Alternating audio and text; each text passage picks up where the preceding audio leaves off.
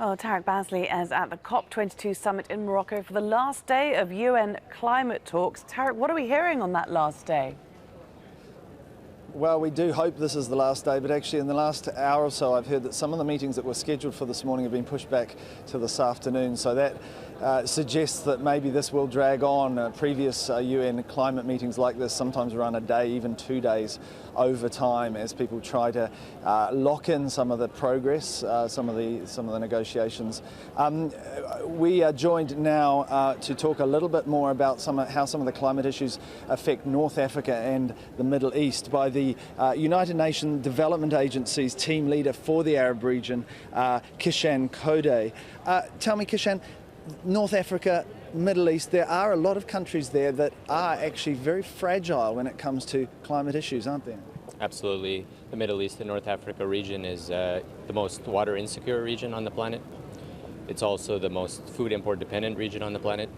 And at the same time, communities are struggling with various forms of vulnerability, social vulnerability arising from the crisis that's inflicted the region. So climate change is exacerbating many of these factors. It's making water resources more scarce. It's triggering displacement of communities. It's triggering migration domestically and beyond borders, and exacerbating security issues and conflict issues in the region.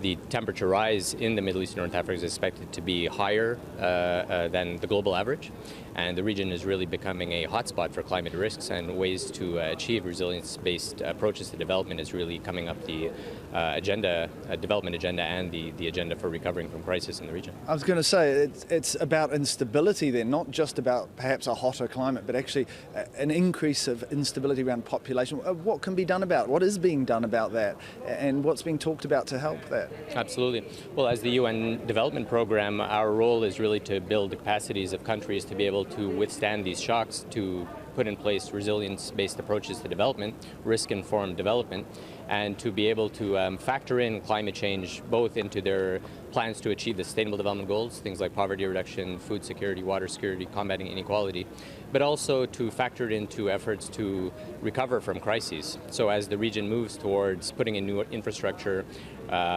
providing support to refugees in the region and host communities, to really factor in ways to address water insecurity, energy insecurity, put in place climate-friendly measures for the long-term sustainability and resilient-based recovery.